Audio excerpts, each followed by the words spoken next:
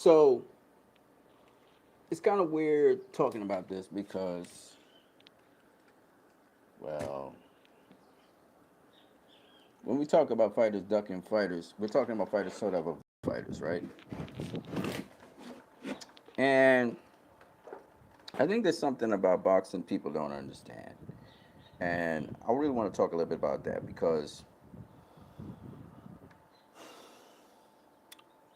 this word duck, this word ducking, it comes up so often, and a lot of times uh, people don't know what the hell they're talking about. So in boxing, there are levels to it, right?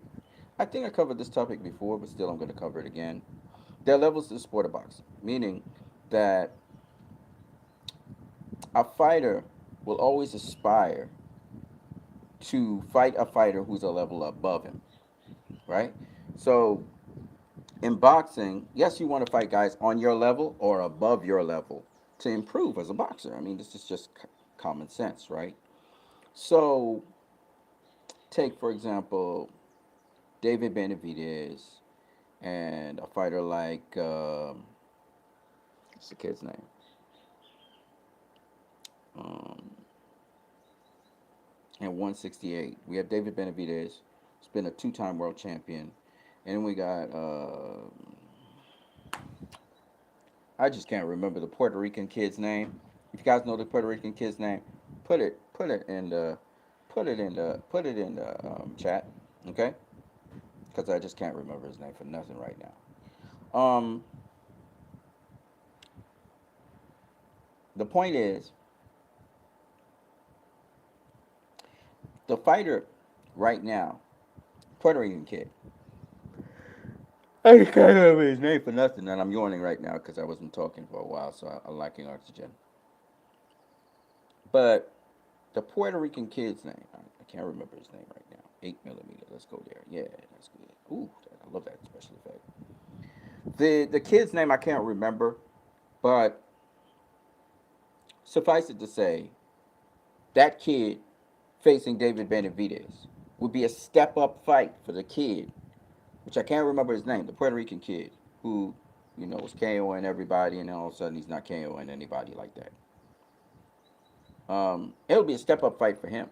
Of course, he will always want to aspire to face David Benavidez, but David Benavidez, it wouldn't be a step up fight for him.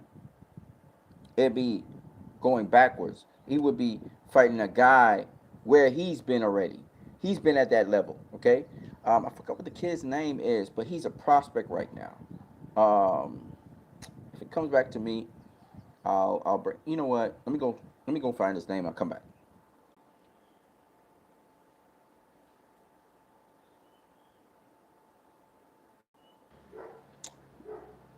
Right. The Puerto Rican kid's name that I'm talking about is Edgar Berlanga. Right. Edgar Berlanga right now is not a contender. He's not a contender level. He's just a prospect. Okay. Everybody wants to see Edgar Berlanga versus David Benavidez, but you got to understand, developmentally speaking, Edgar Berlanga is way behind David Benavidez in terms of development. So Edgar Berlanga, for example, is a prospect right now. He's being shaped, he's being developed, etc. Of course, Edgar Berlanga will love to face David Benavidez, but he's not ready for David Benavidez. He's several levels below David Benavidez. David Benavidez has been a two-time world champion. So, if we're to talk about levels in boxing, first of all, we're going to go from debutante to championship level, okay? So, you have the debutante, then you have the lower level prospect, then you have the higher levels prospect if you make it that far. And then from there, you go to become a contender, okay? And from the contender, if you're successful, you go for a championship, you win a championship, you become world champion. So there are those levels. But then there's other levels besides that. You may be a champion that hasn't defended. Then you may be a champion that defended. You may be a champion that unified. You may be a champion that has beaten named, experienced former world champions. You may be a champion that beats other champions, and so on. So in boxing, there are levels to it, and these levels are Any boxer who's worth their salt is going to always strive for a level above whatever they are. They don't want to be, they're not satisfied with just facing guys on their level. They want to face guys above their level. So you will see all of these young champions or young contenders calling out champions, calling out, because that's what they're supposed to do. You're supposed to call out guys above your level or on your level. Okay? So let's get into ducking.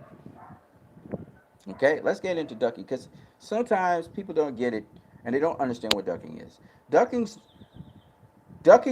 you're not ducking somebody who's a level below you. You can't duck somebody by going back downwards. If you understand what I'm saying. For example, how can I be ducking a prospect? Yeah, the prospect's calling me out. Yeah, but the prospect's not ready for me. I'm levels above that prospect. Why would I call out a prospect? Right? I'm going to call out a champion, or I may call out a fighter who has made a reputation for themselves. I will call out those guys because I want to get the experience, I want to get the knowledge, and I want to show that I'm on that level. All right? Hold on a second. Let me just get the lights here. Oh, maybe I'll just leave it there. So when we talk about fighters, we're talking about guys who constantly, at least the higher echelon ones, or the ones who really want to go somewhere in boxing, they want to challenge the guys above them or the guys on their level. All right, so ducking, right, is not just, ducking is not avoiding fighters. I'm sorry. Ducking is avoiding a fighter who is on your level or above your level. That's ducking. Okay? So if I, for example, avoid a fighter, but I don't face a fighter on that fighter's level or above, I have ducked that fighter. Especially if I face a fighter on a lower level than that fighter who I say I'm not facing, or for whatever reason I'm not facing. Okay? That's a duck. All right. So that's what ducking is. Ducking is not, you can't, because I see people throw around the word duck, duck, duck, duck. First of all, you can't duck somebody who has not called you out. Right? You can't duck a fighter who hasn't called you out. Right? Secondly, you can't duck a fighter who is several levels below you. That would be ludicrous. That's like a guy just debuted in boxing and he's calling out a world champion. He just debuted in boxing, but he's calling out a world. The world champion not supposed to take him on. He's not ducking a guy that just debuted. How can you duck a guy that just debuted? You get what I'm saying? It has to make sense, which means the guy has to be on the same level. Now, what do we mean by level, right? Because, once again, for some reason, people seem to misunderstand these things. So let's get into that. Hold on a second. Let me just turn on the lights.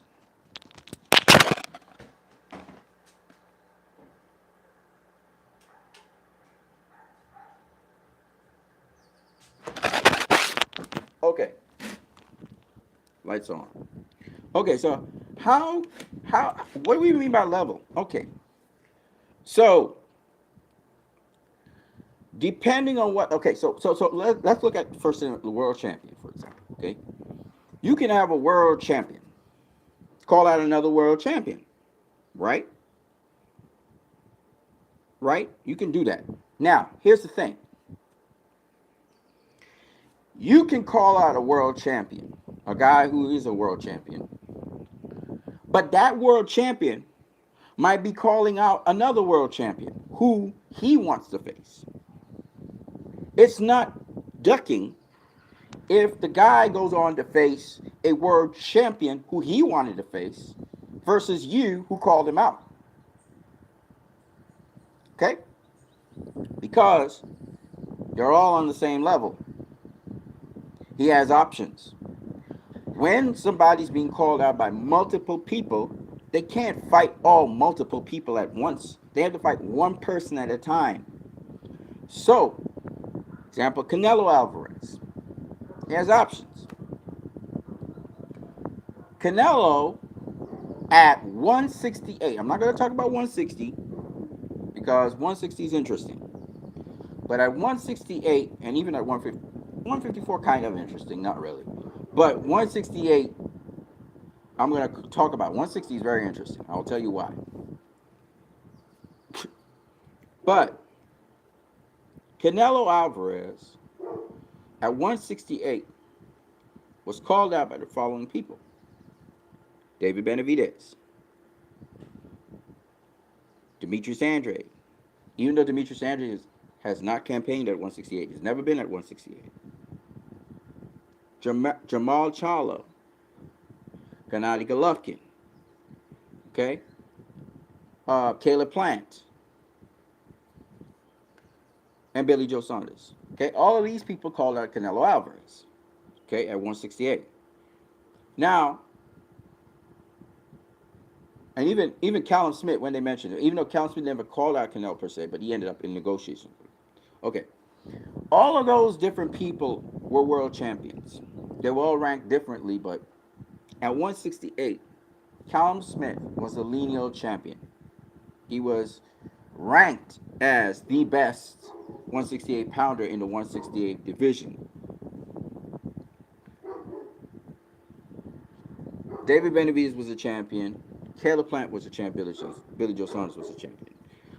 So when Canelo faced Callum Smith at 168, after beating Sergey Kovalev at 175, okay, he jumped up from 160 to 175.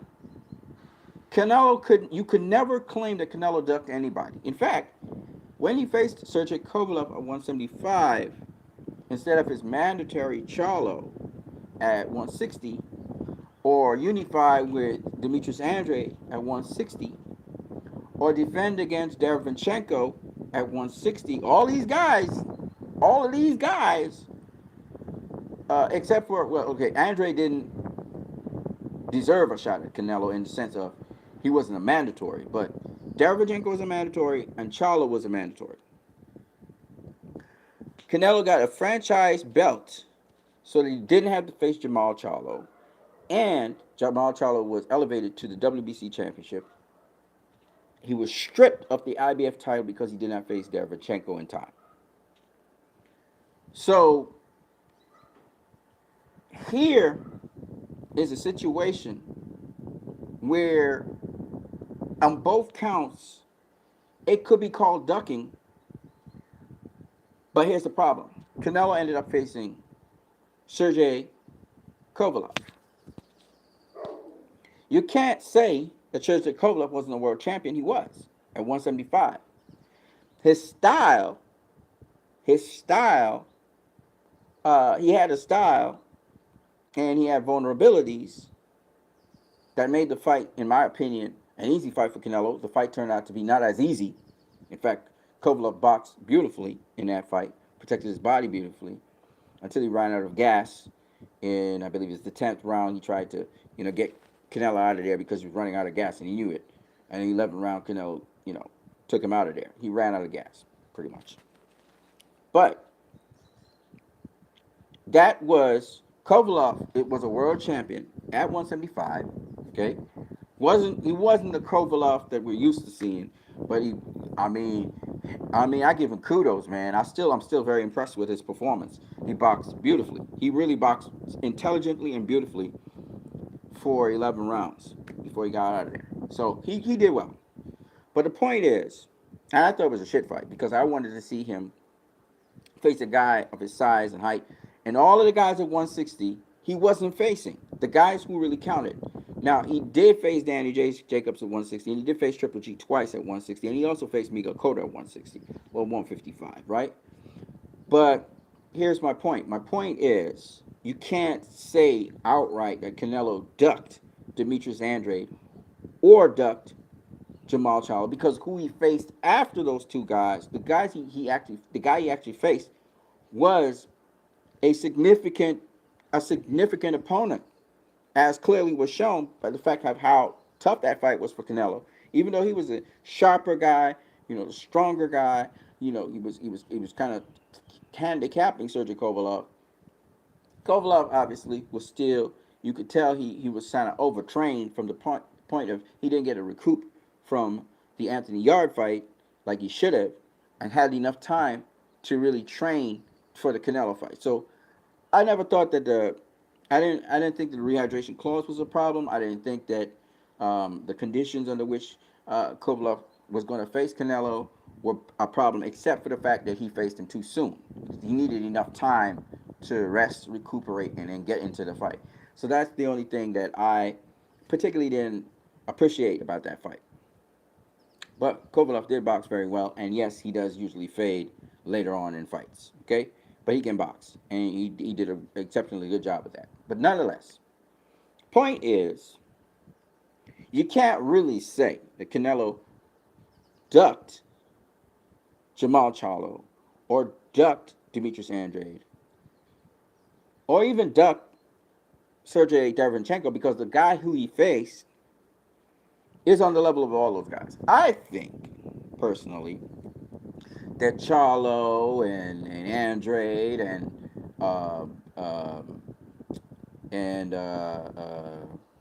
Derevyanchenko would give Canelo more problems stylistically than Sergey Kovalev would. And that's just my personal opinion. I really couldn't say, but at the time, that's what I thought. And the reason I really thought that was because after Canelo had accrued all those belts from Triple G, and then he defended successfully and accrued another belt from Danny Jacobs, again, two of the best, they were the two best guys at the time in the middleweight division. So he had knocked off the two best guys. So there was now these other guys left. There was just one guy left, actually. It wasn't even Jamal Charlo. The only guy that was left to knock off was Demetrius Andrade. And if he'd just gone straight into that fight, he would never have been stripped of the IBF title. And he also would have never ended up in this complicated situation that he was in. He should have just gone straight into the Demetrius Andrade fight. He did not do that. And I was found that very strange. Now, the thing that makes Canelo sound like he's ducking Demetrius Andrade is the fact that he keeps on saying that Demetrius Andrade is a terrible fighter, which is ridiculous because Caleb Plant fights very similar to Demetrius Andrade. Billy Joe Saunders fights very much like Demetrius Andrade. So if Demetrius Andrade is a boring fighter, then Caleb Plant's a boring fighter. Then Billy Joe Saunders is a boring fighter. Okay? So I never really bought into that bullshit that he said, and it only showed me that he really didn't want to face Demetrius Andrade. He clearly said it. For whatever reason, he may give, or he's boring, or whatever, or he runs, or whatever. He didn't want to face Demetrius Andrade. So that now that that's clear and that's in the open, we can literally say, okay, he's ducking him. Okay, because he's making excuses to not fight him. It's not like he's, it's one thing to not say anything about a fighter and to say, okay, well, the money wasn't worth it, and I don't think he's a draw like that. But maybe in the future. It's another thing to say this guy's style is horrible. He's a horrible fighter. And when the guy's challenging you to your face, you're telling him to get out of here. That, in my opinion, shows me that you don't really want to face him. You really don't want to face him. So I think that is a point of ducking. But when you look at it in terms of the fighter that Canelo faced, who he wanted to face Sergey Kovalev, right? And aspiring to that, to get of course the veteran experience and to get the pedigree, to have that pedigree on your resume. I understand why he did that. Now, shortly after that, he wasn't interested in facing Demetrius Andrade, and even now, he's not interested in facing David Benavidez. Or at least it looks that way. I don't know. I don't know if that's true or not, but it looks that way. Now, having said that, though, you can't really accuse Canelo of ducking Demetrius Andrade because Demetrius Andrade was never his mandatory one. You can't really accuse him of ducking Derevyanchenko because he was trying to make the negotiations with Derevyanchenko time ran out. You can't really accuse him. You can accuse him of ducking Jamal Charlo to some degree, but not really because, again, the situation that's put in is Here he is aspiring to face a guy that's going to go around the Boxing Hall of Fame, a guy in the name of Sergey Kovalev. I mean, who wouldn't want to face Sergey Kovalev? So, of course, Andrade and Charlo, David Benavidez will be shooting for Canelo. They will want to get him. They would want to face him, you know. But, of course, Canelo will want to face something else that gives him more of a challenge. Now, having said that, here's where it got very interesting and why people say he's ducking. You did face Sergey Kovalev. Okay, you faced Colin Smith, the best 168 pounder at the time. He was ranked as that. Now you decide you're going for undisputed. You said you wanted to go for undisputed at 160. All of a sudden you didn't do that. Now you're saying you want to go for undisputed at 168, and suddenly you're doing it, and you're doing it as fast as you can in a year because David Benavidez suddenly got stripped of his title. So that looked very fishy, okay? But having said that, the caliber of opposition that he faced, I always thought Billy Joe Saunders was the best 168 pounder. He proved me wrong. I then thought that Caleb Plant was the best 168 pounder. Canelo actually stopped him. And Caleb Plant was a guy that, you know, felt that Canelo was afraid to face him, and so on and so on. And Caleb Plant was doing very well against Canelo. I had him up ahead before he got stopped in the 11th. So, and Canelo was frustrated as well. But having said that, Canelo faced Caleb Plant, okay? The only guy at 168 he would have had to face next was David Benavidez. And he had the opportunity with Showtime to face Jamal Charlo and David Benavidez in a package. Whereas the Zone was offering Dmitry Bivol and Gennady Golovkin, right, in a package. Now, here's the thing. Canelo had options, okay? All those guys were ranked round about the same, right? So he took the package he wanted to have, and you can't say that he was ducking per se, Benavidez or Charlo, but it shows that consistency though. From 154 to 168, Canelo's constantly not faced Jamal Charlo, okay? He's constantly not faced Demetrius Andrade, and he's now constantly not facing David Benavidez. It seems as though the list just keeps on adding, right? Now, that's what it appears like. Now, again, I'm not saying that's ducking. And I'm going to go through many other instances of ducking as I go through speaking about it. But that's not necessarily ducking. But, of course, when you see a guy say, you know, how get out of here when the guy asks for a fight, and who you faced on your resume, you faced nobody, and he also goes on to say, you know, that he's a horrible fighter. When you say those kinds of things, it tells me you don't want to face that guy, right? Period. That's different to saying, well, work your way up to my level. And at this point in time, I'm looking for legacy. I'm looking for guys with resumes to beat. You know, I want somebody, you know, so try to make a fight with somebody, anybody.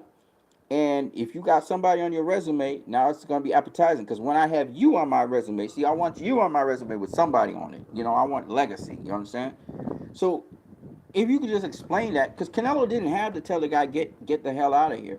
All Canelo needed to say was like, hey, man, look, if you look at what the guys I've been facing, they actually faced people.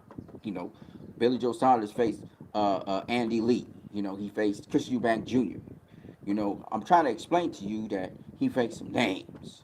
Now, you got to get some kind of name, any kind of name, get a name on your resume, and come back and challenge me, okay? And you are 160, I'm at 168, right? Remember? I don't have a problem facing you, but see, I want my names on my resume to count. This is all Canelo needed to explain to Demetrius Andrade. He didn't need to say he was a terrible fighter. He didn't need to say all of that. But that extra stuff that he added in there showed me he didn't want no smoke with Demetrius Andrade. I know why.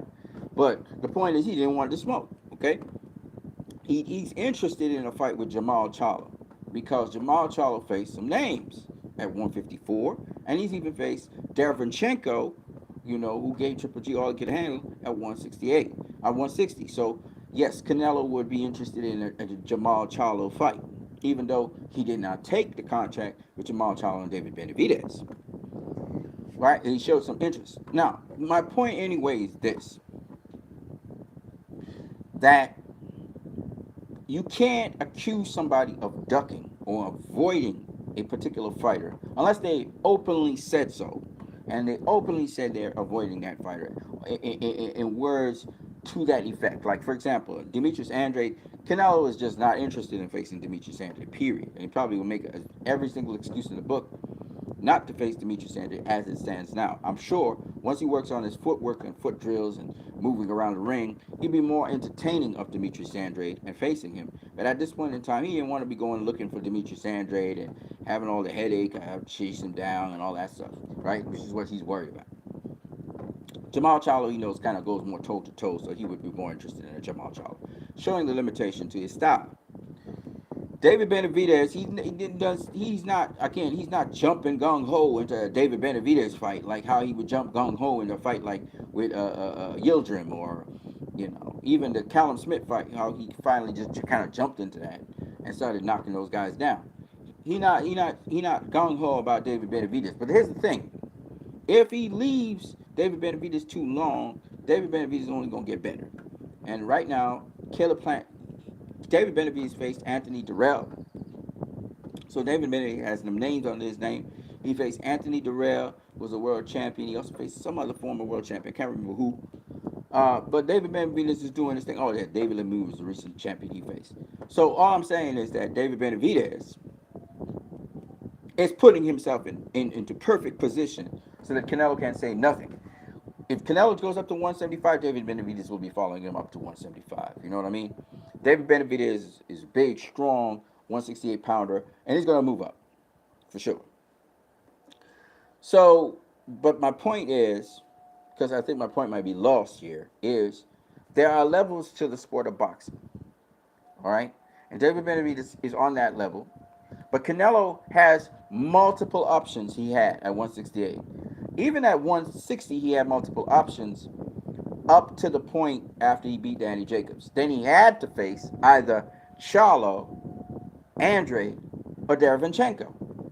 And all of a sudden, he wasn't interested in 160 no more, right? And he jumped all the way up to 175, which I found to be very, very dishonest. Because what it showed me, that's why he got stripped even, it showed me that all these guys, you would prefer to jump out of a division.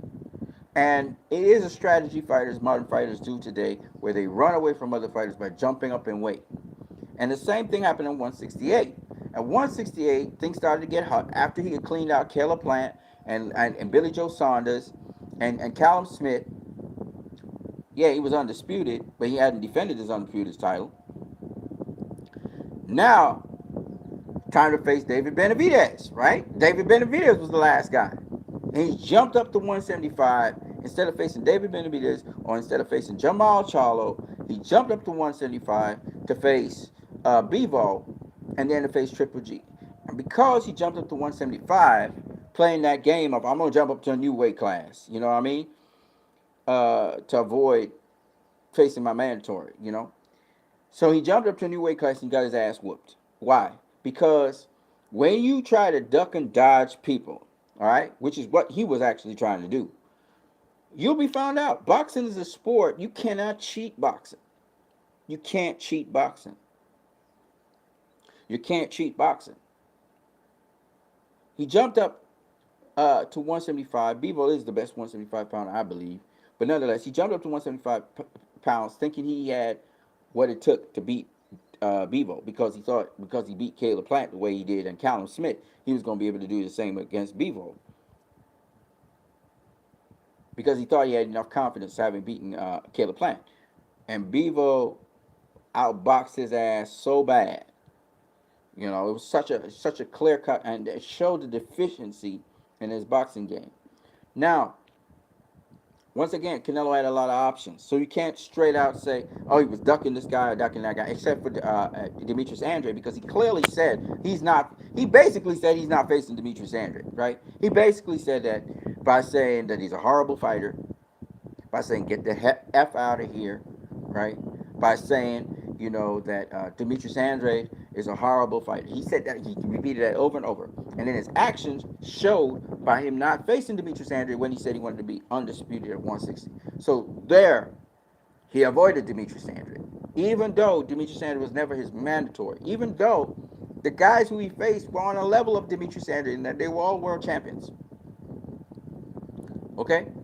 So, yes, he avoided Demetrius Andrade. Yes, you can say he ducked Demetrius Andrade. Even though he faced fighters on the level of Demetrius Andrade, because he expressed openly his desire not to face Demetrius Andrade, we can say he ducked. Because out of his own mouth, he said that.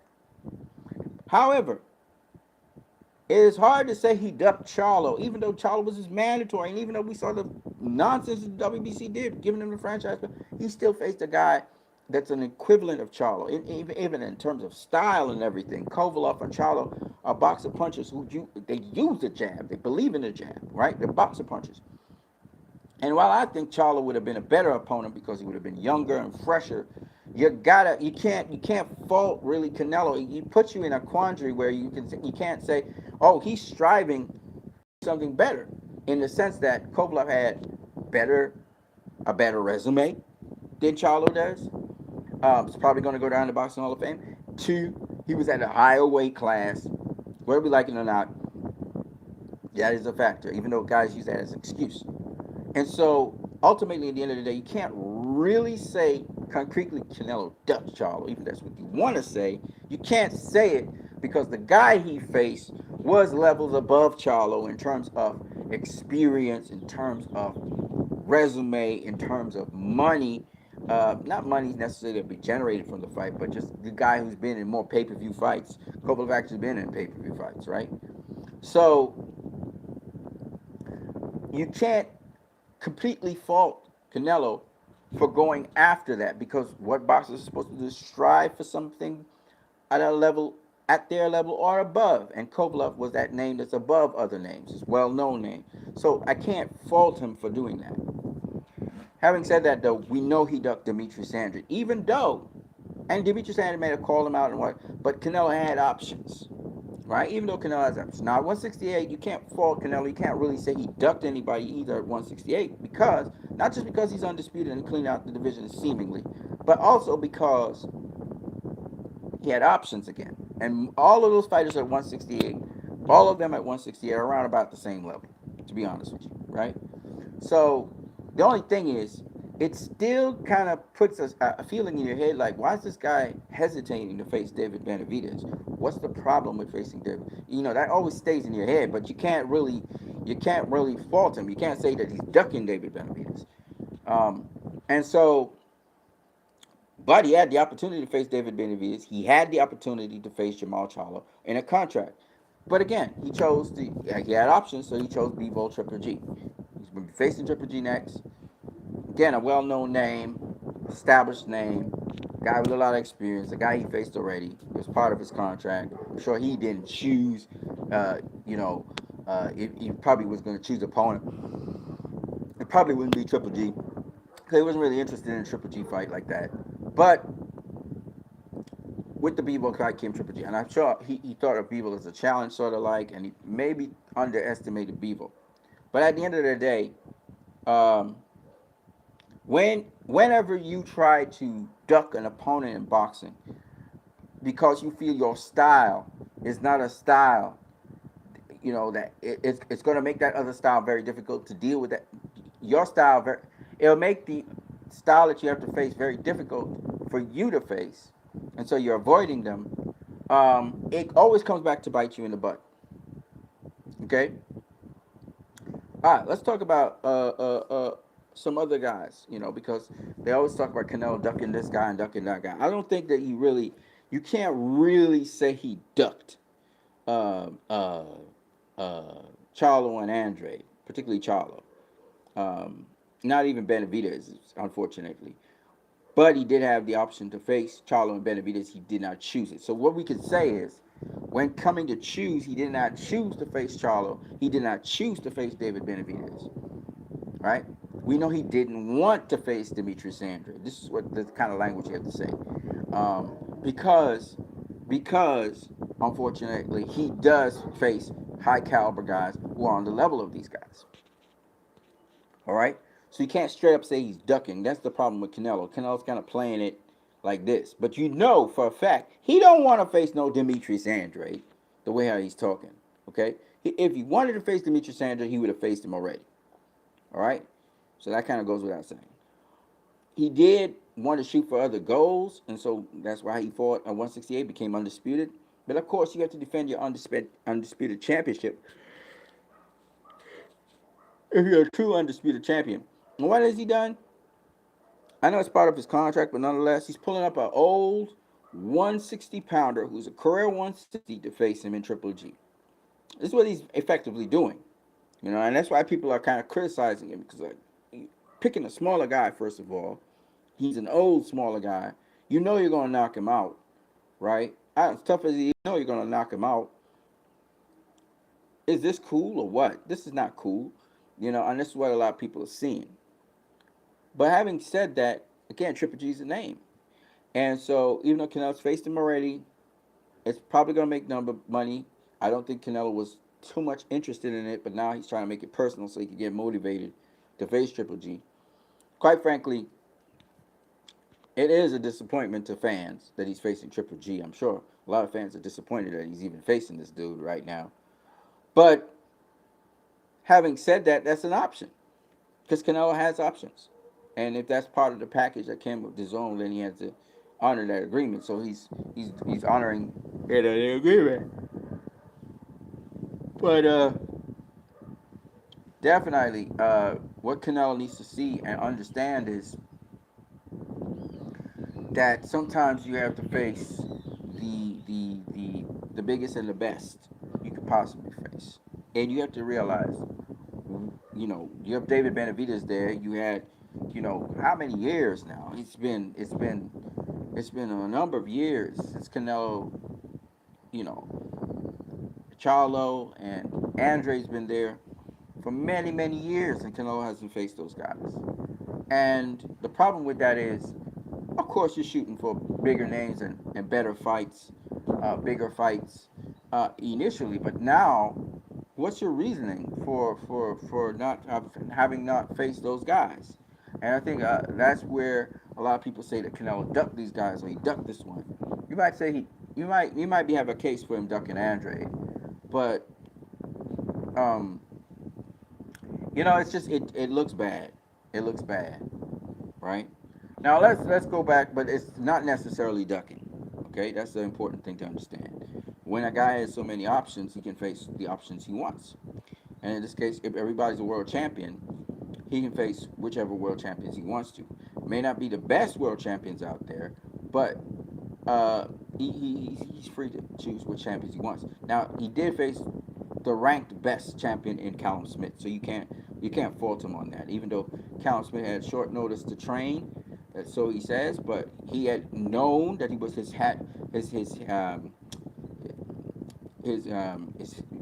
name was in the hat. He knew that from a year or so ago. Okay, they were supposed to have that fight. The Billy Joe Saunders fight, Billy Joe Saunders knew that from a year before as well. So it wasn't like they didn't know, and that they shouldn't have been on standby and staying ready and then getting into training camp. So that's really on Callum Smith if he sat on his hunches, sort of like. But with respect to ducking, it's hard for me to say, that Canelo ducked this guy or ducked that guy. I know he ducked Demetrius Andre because he actually verbalized it. But as to say, you can say that he ducked Charlo, you can't really say that because even though the WBC helped him not to face Charlo and he ended up facing Sergey Kovalev, so he wouldn't get stripped or whatever. But even though he did get stripped because Charlo had the WBC title, he had just this stupid franchise belt. Even so, and this is the thing I don't like about the WBC, how they kind of move so just dumb. Just why are you trying to keep a fighter from facing another fight? I never understood, but anyway, the point is, even despite of all of that, Canelo has faced quality opposition straight through. But like I said before, it will come back to catch you if you're avoiding certain fighters, because you're avoiding those fighters for a reason. You're avoiding it because they're sharp with their counters. They have quick speed. They have good movement. That's why Canelo wasn't interested in facing Demetrius Andrade, and even though he said he was interested in facing Jamal Charlo, they never faced each other. For two sets of divisions now, as Andrade, and for several years, almost a decade. Okay, they haven't faced each other. So I don't have a problem with a fighter striving for better fights or for guys on the same level. I don't have a problem with that. And I can't outright say that Canelo ducked or dodged anybody except for Andre, because clearly Andre showed up at his conference and he was telling him to get the F out of there. So um, Canelo, showed me that he wasn't interested at all in facing Demetrius Andre. But but other than that, um, and the fact that he didn't face Charlo, he didn't face David Benavidez, and these guys had titles, and then when they lost their titles, he immediately ran in and tried to pick them up. Um, I would say that um, you still can't straight up say he ducked Charlo, because the WBC is the one that kind of provided that avenue for him to not face Charlo and therefore to face Kovalev. Same thing, the WBC can't swept right in, just served up Canelo a vacant title. Now the right thing for Canelo to have done was to give the actual champ of that title a chance to get back his title. But that's not what he's doing. He instead is facing Gennady Golovkin. So it is what it is. It does look bad on Canelo, but um, you can't say that he's really ducking David Benavidez. And even if you do say he's ducking Benavidez, you saw the price he paid for facing Dimitri Bivol, and Dimitri Bivol exposing him and beating him. So either way, he still paid for it. Um, I need to go out and get some stuff, but um, some people say that Ricky Hatton ducked Junior Witter, but at the time Junior Witter became champion, I think it was in 2006. Ricky Hatton had unified in 2006. He had beaten Carlos Mauser, and he was the IBF, I believe, WBA champion. Then he jumped up in weight, and he faced Louis Collazo, who was the champion at 147. Junior Witter was the WBC champion at 140, and Floyd Mayweather became the champion at the end of the year of 147, WBC champion. And the interesting thing about this whole scenario is Hatton and his team was calling out Mayweather. So Hatton was shooting for Mayweather, whereas Junior Witter was shooting for Hatton. And you can't say that really Hatton ducked Junior Witter, even though it would have been a big fight in the UK, by jumping up and facing Louis Collazo. But, that fight didn't happen. And in many respects, I understand that Hatton was shooting for something higher, something more, whereas Witter had just become champ, and so Hatton wasn't interested in Witter at the time. He was looking for a bigger fight on somebody with more experience at a higher level. So in boxing, a fighter ducking another fighter has to come because maybe negotiations are turned down because of some sort of problem one fighter has, or who turns down the negotiations in an actual fight makeup, or somebody avoiding their mandatory where they ain't got nobody, and the person they face afterwards is not even on the level of the mandatory. That's the kind of thing we're talking about, where it's about levels in boxing. So if a guy ducks, a potential fighter, unless he said something to the effect that shows that he's ducking, if a guy ducks a guy by facing a guy of lower level to the guy he would have faced, I think that's where ducking really happens. And I'll give an example. So, for example, Manny Pacquiao, you know, ducked Shane Mosley, ducked Juan Manuel Marquez. But did he really to face Miguel Cotto? Yes, they were ranked. Miguel Cotto was ranked less than Shane Mosley. You know, Shane Mosley was the winner of the Mosley Margarita fight, whereas Cotto was the loser. And then, arguably, you could say he lost to Joshua Clottey. He didn't look that great. But Pacquiao faced him instead of facing Juan Manuel Marquez, who was pound for pound number 2 in the world at lightweight, who wanted to jump up to welterweight and face Manny Pacquiao, or face Shane Mosley, who was the number 1 welterweight in the world. Also wanted to face Pacquiao, but Pacquiao was saying you need to do this in a catch weight, which, or at least Freddie Roach did, which Shane Mosley said I'll pass. In addition, Pacquiao ducked Mayweather. It was a very following year because after he had beaten Cotto, because Mayweather was asking for random blood and uterine testing up to the day of the fight, and Pacquiao didn't want to do it. He ended up facing Joshua Clottey, who was a much lesser opponent, wasn't a world champion or anything like that, wasn't pound for pound, top anything. And so that's called ducking. Ducking is where you face a fighter who is lower ranked than the fighter you were supposed to face. You avoid it. Okay?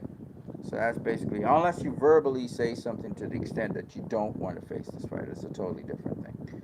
Anyways, that's what I got for you guys. I'm what you need. Deuces.